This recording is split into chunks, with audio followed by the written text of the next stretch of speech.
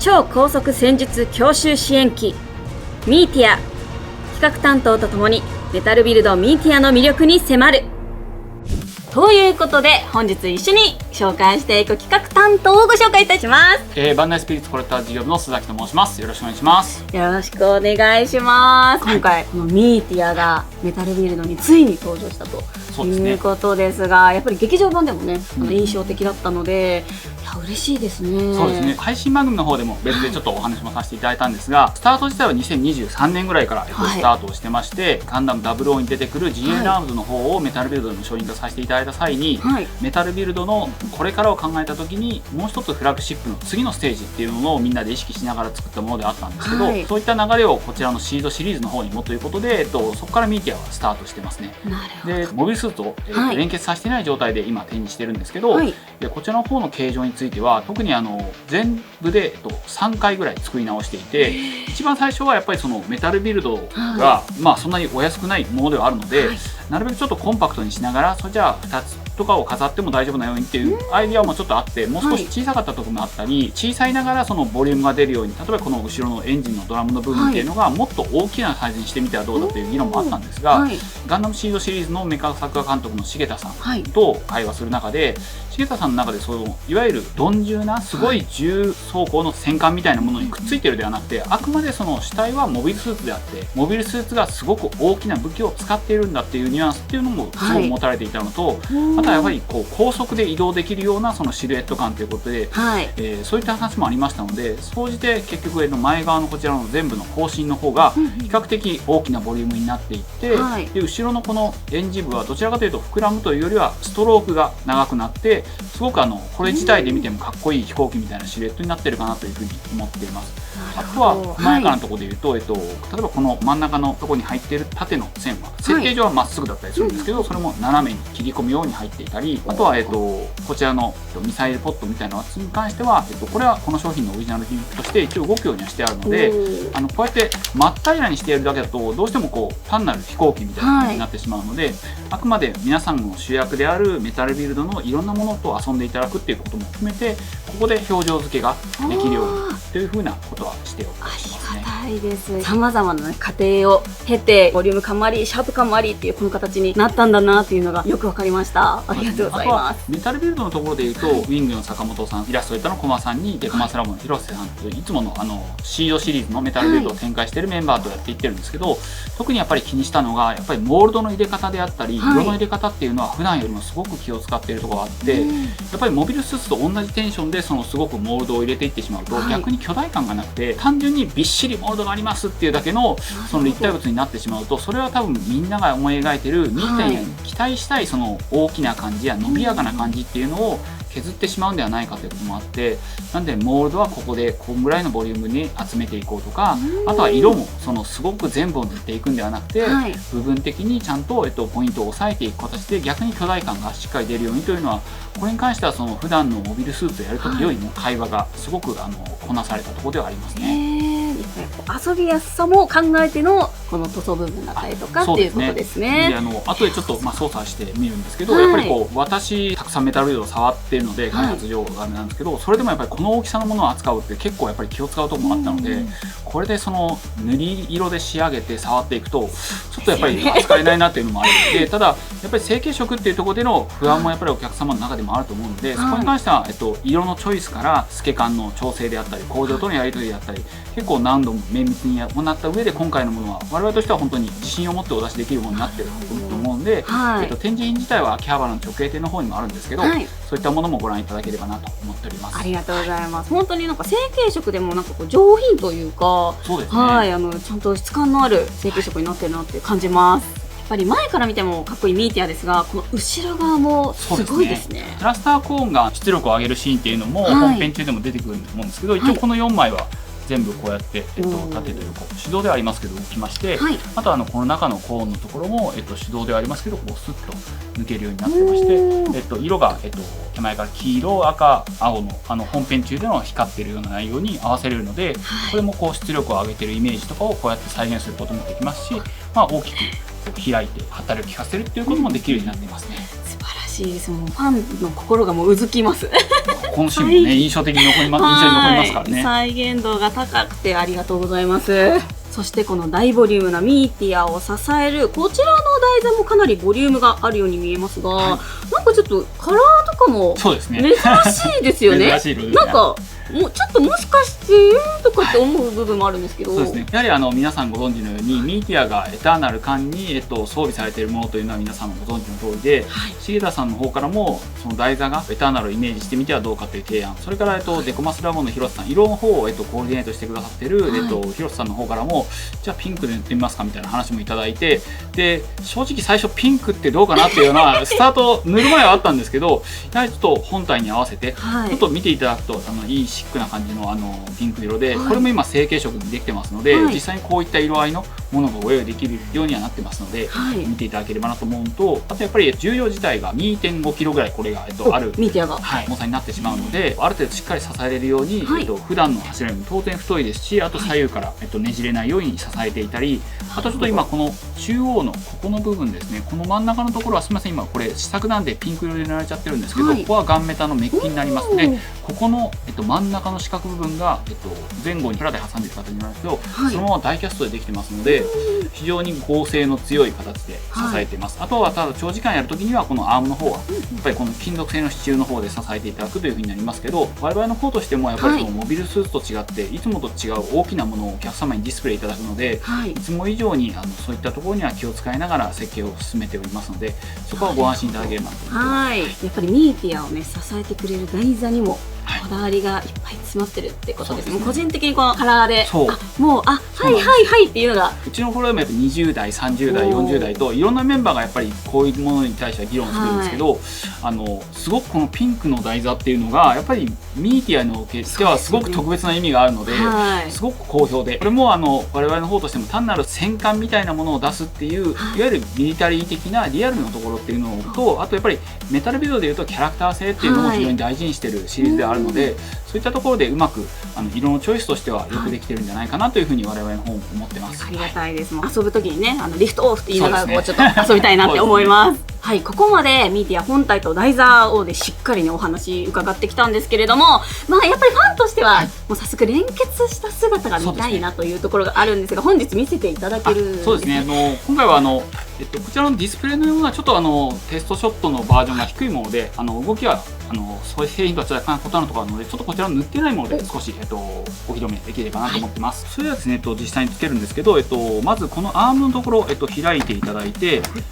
この内側のところにロックが2箇所あるので、それでこの蓋を、ロックしているような形になります。でそれで前側にも爪があってロックされているので、それを開いて後ろ側の板を開いて下側の板を開くと。アームのところはここの紫色の部分が干渉してしまうので、一回外にか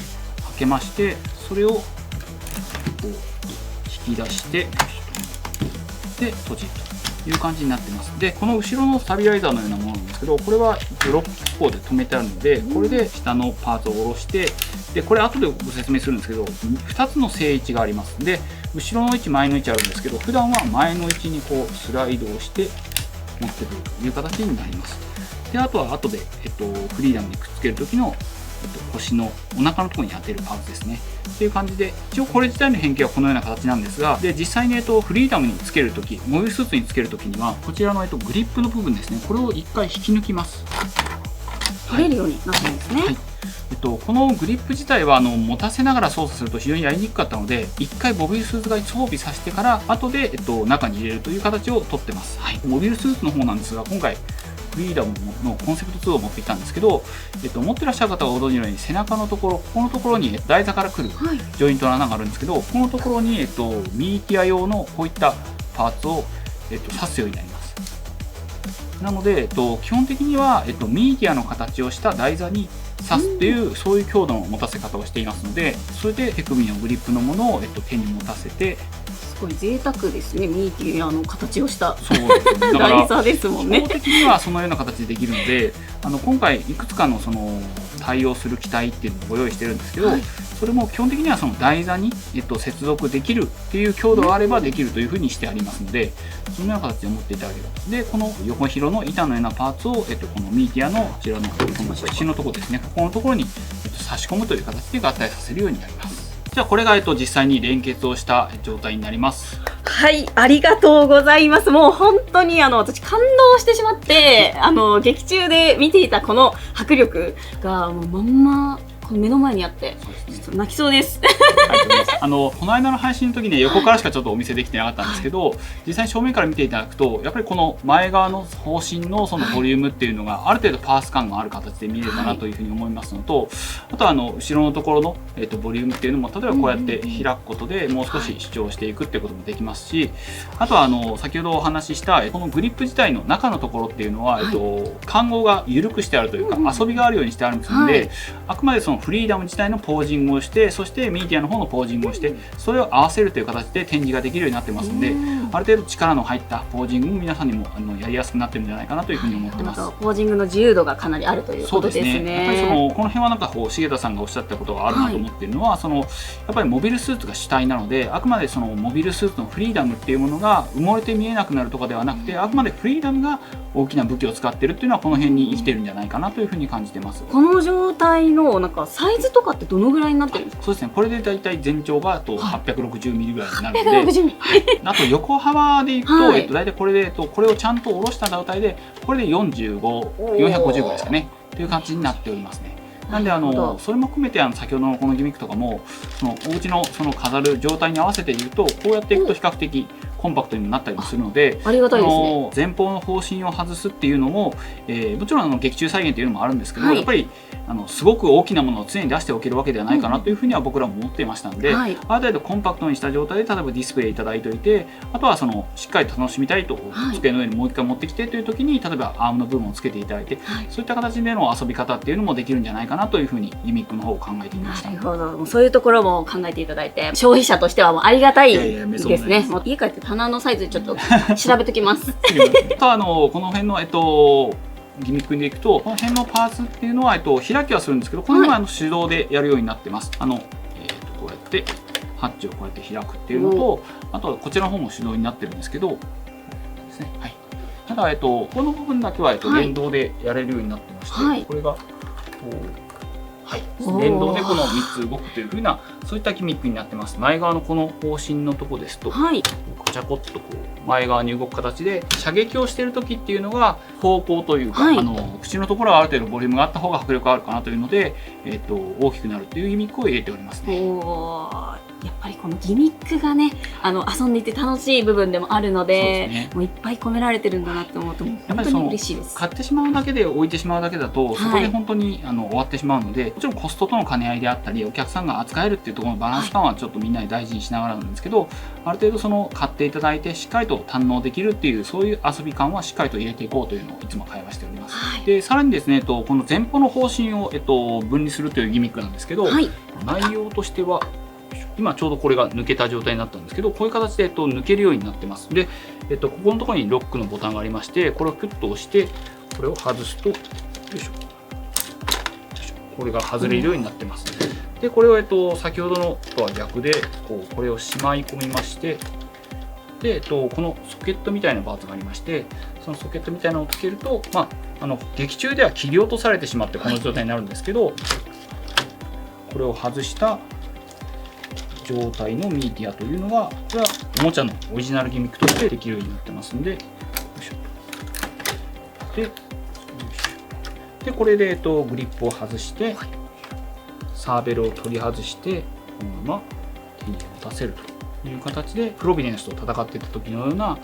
姿でも飾れていけるというような形になっております。ありがとうございます。本当に再現度も高いし、プレイバリューも高いですね。この場合はだいぶ心とかも上側に回していただいたり、いろんな遊び方ができるかなというふうに思ってますので、ここに関してはお客様の遊び方の楽しみのバリエーションとしてぜひ堪能いただければなというふうに思ってます。そして須崎さん、私、このような付属のエフェクトパーツを見つけたんですが、これもしかしてあれですか？そうですね、ビームソードのエフェクトになりますね。いや、すごいです。もうすでに私が持ってるだけでこのサイズ感が伝わると思うんですけど、めちゃめちゃ大きな。そうですね。あとここの製品もちょっと映像で映るかどうかあれなんですけど、はい、中にパールの粒子を練り込んだものに彩色を施してやるという形で大きいサイズならではのビームの表現というのを入れておりますが、素晴らしいです。これも使ったディスプレイができるという感じでございます。なるほど。私ジャスティスでこれを使ってポージングちょっと見たいんですけど、いけますか今日？はい、お願いします。よろしくお願いします。ジャスティスの場合はですね、先ほどの、フリーダムと同じようにジャスティス自体のこの穴のところに、ジャスティス用のこのパーツを、はめるというのが作業として発生します。でこれをこうクッとはめていただいてっていう感じなんですけど、それでいうと、ジャスティスの場合はこのテールのところをちょっと加工する必要がありまして、この先ほど、クリックされたところっていうのを一回持ち上げて後ろに持ち上げます。で後ろの側のこの位置に、下げるようになります。これはですね、ジャスティスであったり、あとエールストライクとかは先端が結構長めにあるので、それを避けるために一回後ろに下げるっていう機構が入ってます。はい、それではこれで完成しました。はい、いやすごいですよ。このボリューム、この長さ、カメラ収まってないんじゃないですかね、多分。直営店の方でもこの形ではディスプレイしてないので、実際にこうリアルにお見せするのは今回初めてかなと思うんですが、はい、ジャスティスが一番皆さんの印象に残っている縦で切ったり横で切ったりというところでいうと、はい、縦に切るときはですね、この下にそのまま金属支柱を台座に刺しまして、はい、それで掲げるというような形をとっております。これで我々の方としては保持力をしっかりと持たせると。なんで斜めの形とかで保持しようとした場合には、はい、ちょっと我々の方としてはご用意してないんですけど、はい、一番印象的な真上と、あとは横はある程度外まで開けますので、こういった形でディスプレイができるというふうになってます。なるほど。確かにお店でもディスプレイできないぐらい。僕らもこれどうしようと思ったんですけど、ただやれないっていうのは違うだろうという会話をした中で、このようになってまして、でなんで長さ的にもですね、この場合だと一番後ろの尻尾の先から先頭前で1200ミリというふうになってます。1200ミリ。はい、実際のそのミーティアの設定の全長と比べると、多分サイズ比的には若干小さいもので我々の方商品ご用意してるんですけど、これつけた時には結構なボリューム感になってしまうので、ただこのエフェクトをつけて前に掲げてるだけでもやっぱりその本編中の切ったり打ったりというそういったミーティアの、戦い方っていうのはしっかり再現できるかなというふうには思ってるので、でちょっとお買い上げいただいた方にはですね、ぜひ試してみていただいて見ていただけるかなというふうに思ってます。本当にぜひ広いところでね、遊んでいただいて、はい、いろんな角度から見てほしいです。私さっき正面から見てたんですけど、切られるなっていうぐらいすごい本当に迫力がありました。ぜひ皆さんにもいろんな角度で楽しんでもらいたいなと、思います。そしてこちらは今2パターンで連結見せていただいたんですけど、他にも連結できるモビルスーツあるんですかね。モビルスーツに関しては、フリーダムとジャスティス、それからストライクフリーダム、